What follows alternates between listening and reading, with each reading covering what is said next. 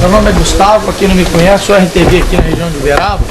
Eu quero chamar a atenção de vocês 3 minutinhos para mostrar a diferença dos nossos tratamentos aqui. Nós vamos estar falando para vocês da novidade que a Bayer traz para o mercado, que é o Fox, o novo fungicida.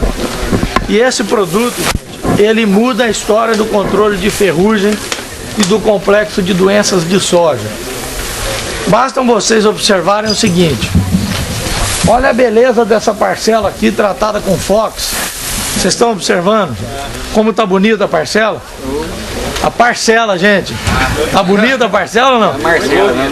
Não, as meninas estão dando um certo... Gente, por favor, dá licença da parcela. Deixa eu falar da parcela. Vocês vão ficar olhando só para vocês, não vão olhar para a parcela. Não é Marcela, é parcela, né? Agora ficou lindo também, né? Fox. Gente, olha a diferença de controle para mancha-alvo dessa parcela com Fox, com essa aqui que é o fungicida de sempre. O que é fungicida de sempre? São todos os grupos de fungicida para soja, para ferrugem, que estão sendo usados há 6 safras atrás, 6, 7 safras. Então, essa doença esse ano, gente, tomou conta do cenário de soja. Não é ferrugem. Por quê? Esse ano a pressão de ferrugem foi menor. Então nós estamos explorando aqui um diferencial que o Fox tem em relação ao complexo de doença, principalmente mancha-alvo. E essa doença aqui, para quem não acredita, está tomando aí 20, 30% de produtividade. Porque ela elimina o terço inferior da soja, as folhas caem rapidamente. Com o Fox, esse terço inferior se mantém muito mais sadio por mais tempo. Então tá aí a diferença. A Embrapa faz 3 circulares que ela solta, que ela rotula o produto chamado Fox, que é o proteoconazol com o trifloxytobin, como o único produto padrão A de mercado. Então não somos nós da Bayer só que estamos falando. A Embrapa já soltou na circular dela. Então, gente, gravem esse nome, ó, Fox. Para quem é produtor aqui e vai precisar dessa tecnologia no controle de ferrugem, complexo de doença, tem que gravar esse nome, que é o Fox. Certo? O recado que eu tenho que dar é esse. Eu passo a palavra pro Dr. Juliati, quem vai falar, que vai fazer a palestra para vocês aí. Ok? Obrigado. Pessoal, bom dia. Bom dia. Pessoalmente aí. Vamos tentar falar aqui em 10 minutos sobre o que aconteceu no cenário de soja em relação às doenças, principalmente ferrugem asiática, esclerotina, mofo branco, agora mancha-alvo, oídio alguns anos atrás. Então essa dinâmica de doenças e as estratégias de manejo que foram implementadas. Logicamente, nós da área da fitopatologia não temos a bola de cristal para prever o que vai acontecer a cada ano. Eu gosto de falar que ferrugem da soja, por exemplo, ressurgiu em 2002. Então, claro que ela iniciou em 2002. Ela estava entre nós desde 1979. Tanto a Phaclops meibom quanto a Pachyris. As perdas, as epidemias começaram em 2002. O que levou esse período de 79 a 2002? N situações. Aumento de plantio, soja fora de época, cultivares modernos.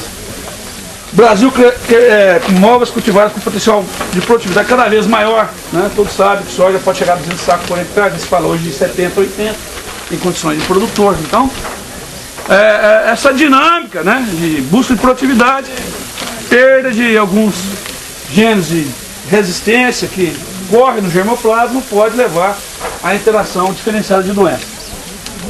E logicamente sabe que hoje, dentro do contexto do cenário, entraram as sojas resistentes, as chamadas as inox do grupo da TMG 801, 803, algumas BRS, mas são materiais que resistência parcial, não podem, no cenário de baixa ou alta pressão de ferrugem, fungicida tem que ser usado. Não se recomenda os materiais na ausência de fungicida. E logicamente é um fôlego a mais, mas tem condição que o material susceptível produz mais do que o material resistente com o mesmo número de aplicações. Então, a resposta, às vezes, do genótipo fungicida, ela é diferenciada. Né? É o que está acontecendo esse ano com o mancha-alvo, com o colinesca. Por quê? Dependendo do genótipo, lado a lado, na mesma condição, com o mesmo controle químico, uma área se colhe 60 sacos, na outra vai colher 20 sacos, com o mesmo controle. Então, um material muito sensível, o fungicida não exerceu seu papel de proteção, a perda está ocorrendo. Quem vai pagar a conta? Produtor ou fornecedor de semente? É uma briga que pode ir até para a justiça. Mas eu quero chamar a atenção para vocês que essa dinâmica ela é muito comum e a cada ano está mudando o quadro em soja, né? Em relação a míldio, né? Eu fui argumentado aqui sobre míldio. Mas tem muito míldio de soja. Mas míldio tem a relação dano e perda? Eu estou falando, mas eu não tenho perda.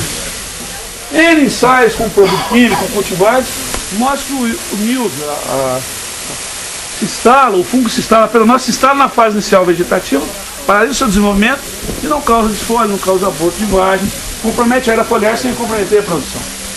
Então é uma doença que ainda não chama a atenção do fitopatologista, como não chamou a atenção esse ano mancha alta, na relação dependência do genótipo. É muito importante deixar isso claro. Então na próxima safra, materiais que apresentar problema com mancha alta, o produtor deve usá-los com certa precaução, né? Voltando a um outro problema que é mofo branco, esclerotina, que a gente tem que chamar a atenção aqui. Problema em áreas acima de 800 metros. É um fator dependente da sua transmissão pela semente, a gente sabe disso, micélio dormente.